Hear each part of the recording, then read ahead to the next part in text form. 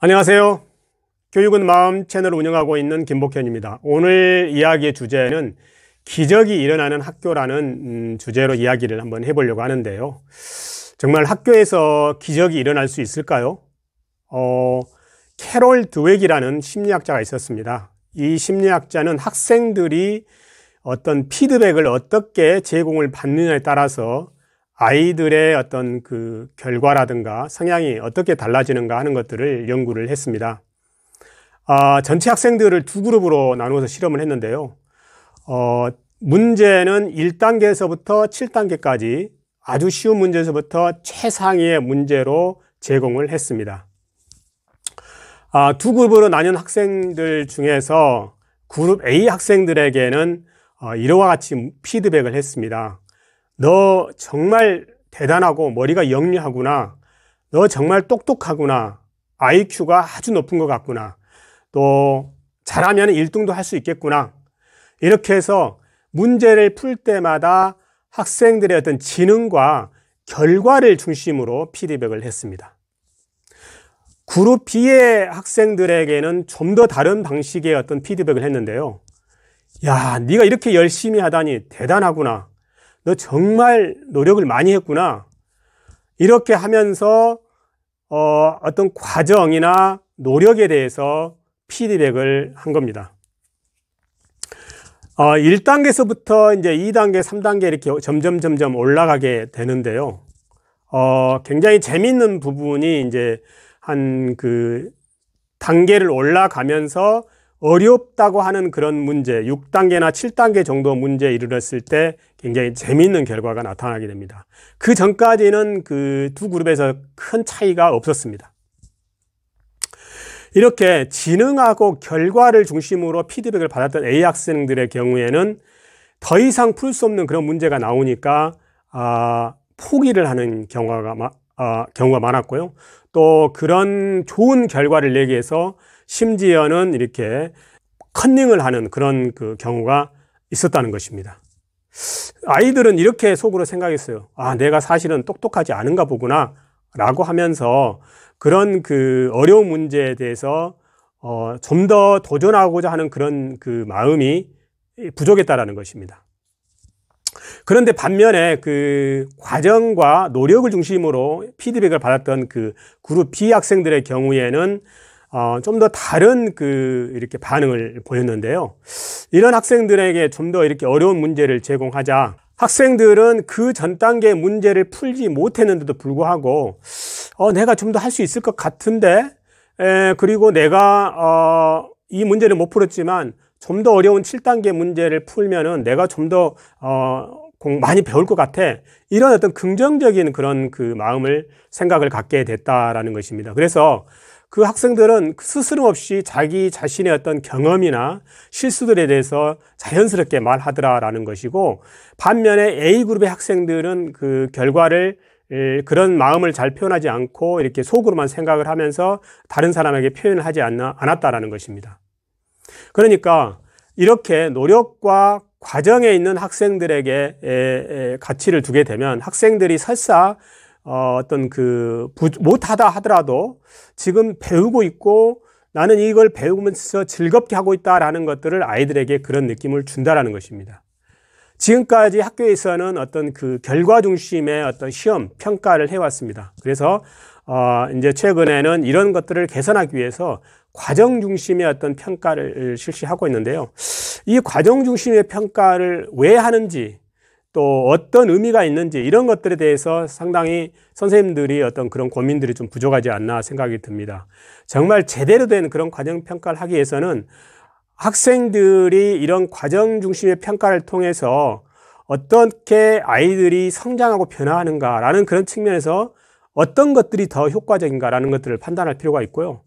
그래서 결국에는 평가의 핵심이라는 것은 아이들이 배우고 싶어하는 마음이 들고 또 배우는 것을 좋아하고 또 배우면서 성장하도록 할 수 있느냐라는 것들을 이 평가의 기준이 돼야 된다라는 것입니다. 그래서 과정 중심 평가라는 것은 그런 의미에서 학생들의 어떤 성장과 변화에 초점을 맞춰줘서 실패를 하더라도 새로운 어려운 문제에 도전할 수 있는 그런 그 의미에서 과정중심 평가가 의미가 있다라는 것을 다시 한번 확인하면서 아이들이 평가나 또는 수업을 하는 상황에서도 아이들의 이런 면을 어떻게 길러줄 것인가라는 그런 고민이 필요할 것 같습니다.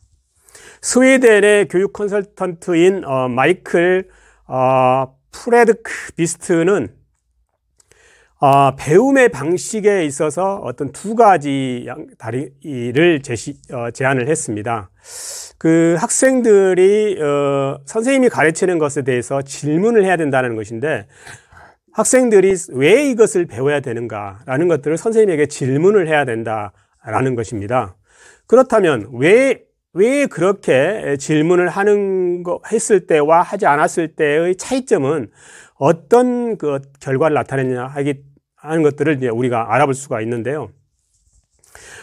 예를 들면은 이제 두 가지 상황을 설정을 합니다. 그래서 어떤 그 사람이 두 사람이 다 똑같이 땅을 파고 있습니다. 그런데 열심히 땅을 파고 있는 두 사람인데 각각 다른 생각을 하고 있는 것입니다. 한 사람은 이걸 왜 땅을 파는지를 알고 있고, 한 사람은 왜 이걸 땅을 파는지를 모르고 있는 그런 상황이 되겠습니다. 이렇게 됐을 때 학생들은 이제 이렇게 질문을 이렇게 할 수 있는 것이죠. 내가 왜 이렇게, 뭐 때문에 내가 땅을 이렇게 파고 있지라는 그런 질문을 마음속으로 할 수 있다라는 것입니다. 그런데 이제 왜 파는지를 알고 있는 사람은 이런 생각을 할 수가 있죠. 나는 집을 짓기 위해서 내가 지금 땅을 파고 있다라고 자기가 그 지을 집을 생각을 하면서 땅을 파는 것이고요. 그 다음에 왜 땅을 파는지 모르는 학생 같은 경우에는 이 땅을 그냥 파고 있다라는 것입니다. 그리고 어떤 땅을 파면서 어떤 결과를 내가 가져올 것이다라는 것들에 대한 그림이나 생각이 없다라는 것입니다.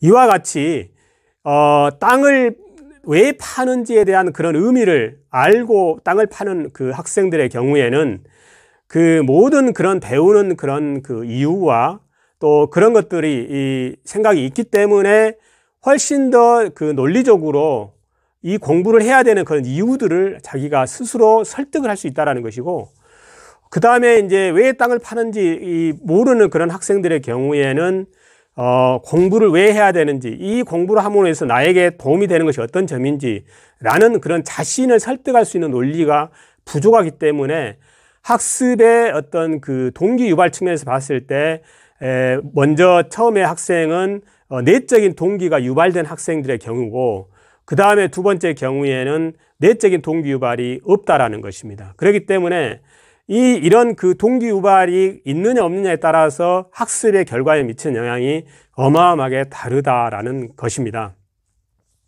그래서 학생들이 이것을 왜 배워야 되느냐라는 것을 아는 것은 굉장히 어떤 그 단순한 그런 행동에서 배움이 일어나는 그런 과정으로 넘어가는 것이고, 학생들은 이런 배움의 단계를 거쳐서 기적이 일어난다라는 것입니다.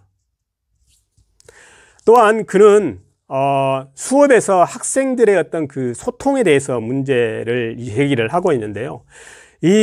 우리 학교 현장을 보더라도 선생님들이 학생들과 같이 어떤 공부를 하면서 소통의 과정을 하는 것은 굉장히 드문 경우라고 생각을 할 수가 있는데요.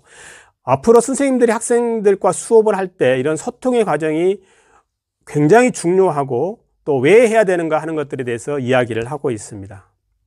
그래서 스웨덴의 어떤 교육 과정에 대해서 이야기를 하고 있는데요. 스웨덴의 교육 과정 같은 경우에는 그 교육 설계 단계에서 학생들과 반드시 교사가 소통을 하도록 되어 있습니다. 그래서 선생님이 생각하는 수업 방식과 수업 내용이 있고 학생들이 생각하는 수업 방식과 수업 내용이 있으면 서로 소통을 해가지고 동시에 두 개를 다 고려해서 수업을 계획을 한다라는 것입니다. 이렇게 학생들과 같이 수업을 계획하고 평가를 계획하는 것들은 굉장히 학생들에게 긍정적인 어떤 영향을 준다라는 것인데요.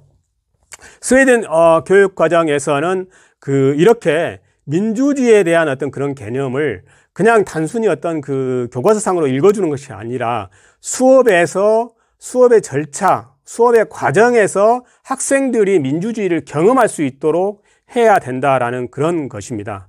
그래서 수업 자체가 민주적인 절차로 진행이 되는 거죠. 그것은 바로 교사가 학생들과 소통을 해 나가면서 수업을 계획하고 평가를 한다라는 것입니다. 스웨덴 교육과정의 그 내용을 조금 더 들여다보면 학생들이 그 수업 방식과 내용에 대해서 영향을 끼칠 수 있도록 모든 학생들의 질문에 교사는 답을 해야 된다라는 것이고, 학년이 올라감에 따라서 그 영향력이 좀 더 커져야 된다, 증가되어야 된다라고 이야기를 하고 있습니다. 그래서 선생님들은 반드시 어떤 수업 계획과 그 다음에 수업을 평가를 하는 단계에서 학생들과 소통을 해야 된다라는 것을 거의 이렇게 교사가 반드시 지켜야 될 어떤 그런 어떤 법이라든가 규칙에 준해서 이야기를 하고 있습니다. 이렇게 학생들과 선생님이 소통을 하게 되면 어떤 일이 일어나냐면 선생님들은 학생들에 대해서 훨씬 어떤 의견이나 필요나 요구에 대해서 귀를 기울이게 된다는 것이고, 학생들은 그런 그 선생님과 그 학습 계획을 하는 과정에서 적극적으로 주도적으로 참여를 한다는 것입니다. 이런 걸 통해서 정말 그 학교에서 일어나는 어떤 기적이 일어날 수 있다는 것입니다. 그 말은 뭐냐면 학생들이 스스로 그 과정에 참여를 했기 때문에 훨씬 더 적극적으로 수업에 참여를 하고, 또 이것을 배워야 되는 그런 의미를 정확히 알고 있기 때문에 자기가 스스로 내적인 동기 유발을 가지고 학습을 더 자기 주도적으로 해 나간다는 것입니다. 그래서 이렇게 교사와 함께 학생들이 수업을 함께 만들어 가게 되면 학생들이 자신들이 함께 만들었기 때문에 훨씬 소중해하고, 이 수업을 망치지 않기 위해서 내가 더 노력해야겠다라는 그런 생각들을 갖게 된다는 것입니다. 그렇게 함으로 인해서 학생들이 어떤 배움에 있어서 주도적으로 어떤 리더 역할을 해 나가게 되고, 이런 경험들이 쌓여서 정말 자신의 인생에서 자신의 삶을 주도적으로 살아가는 그런 좋은 그런 바탕이나 경험이 된다라는 것입니다. 저도 개인적으로 그 교실 공간의 어떤 그런 것을 통해서 학생들이 어떤 삶의 주인으로서 성장하게 되는 그런 경험들을 했었는데요. 특히 이제 교실 공간 그 프로젝트를 진행을 했습니다. 그래서 이 교실 공간 프로젝트의 핵심은 학생들과 소통을 하는 것입니다. 교실의 문제점이 무엇인지, 또 학생들이 바라는 교실이라는 것이 어떤 모습인지, 이런 것들에 소통을 하면서 학생들과 함께 교실 공간을 만들어가는 것입니다. 그래서 학생들이 무엇을 필요로 하고 어떤 것들을 요구하는 것들에 대해서 교사가 반응을 하고 반영을 한다라는 것입니다. 이렇게 교실 공간을 아이들과 같이 참여를 하게 되면 굉장히 좋은 점들이 많이 있는데, 학생들이 공간을 만들어갈 때 집에서 아이들이 사용하던 보드게임이라든가 인형이라든가 책이라든가 장난감들을 또 집에서 쓰지 않는 그런 그 도구들을 가져와서 교실 공간을 꾸미게 된다는 것입니다. 또 그 다음에 더 중요한 것들이 있는데요. 이런 교실 공간을 만들고 나면 그 어떤 규칙을 선생님이 정하는 것이 아니라 아이들이 정하게 한다는 것입니다. 이렇게 규칙을 아이들이 정하게 하면 굉장히 좋은 점들이 있는데요. 아이들이 더 잘 지킨다는 것입니다. 왜냐하면 아이들이 스스로 자기들이 규칙을 정했기 때문에 이걸 내가 잘 지켜야 되겠다라는 생각들을 스스로 하게 된다는 것입니다. 그럼으로 인해서 그 어떤 교실의 어떤 것들이 교사가 교실의 주인이 아니라 교실이 학생들이 실제적으로 주인이 돼가는 그런 과정들을 아이들이 경험을 하게 되는 것이고, 그런 경험을 통해서 학생들이 성장하고 변화가 된다라는 것입니다.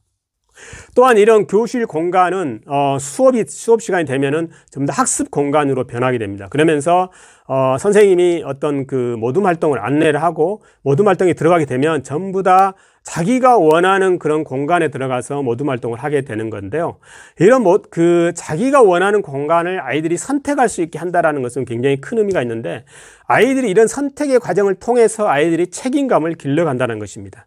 그리고 자기 주도적으로 학습을 해가고 훨씬 더 여유롭고 심리적으로 편안하고 안전한 가운데서 적극적으로 모든 활동에 참여하면서 자신의 생각을 이렇게 주도적으로 표현해가는 그런 과정 속에서 아이들의 어떤 표정이라든가 적극적인 참여하는 태도라든가 학습에 어떤 몰입하는 정도가 굉장히 다르다라는 것들을 저희가 경험을 했었습니다.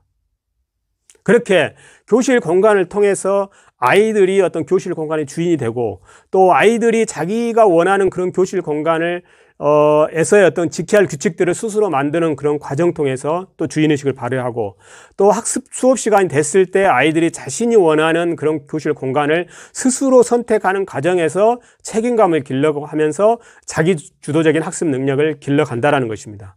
이와 같이 교실 공간 하나만으로도 학생들은 어떤 교실 혁신이 일어나고 또 교실 공간 안에서 기적이 일어난다라는 것입니다. 오늘 이야기는 여기까지입니다. 여러분들이 생각하는 그런 학교에서 일어나는 기적에 대한 그런 사례들을 댓글로 달아보시면 좋을 것 같습니다. 구독과 좋아요는 사랑입니다. 감사합니다.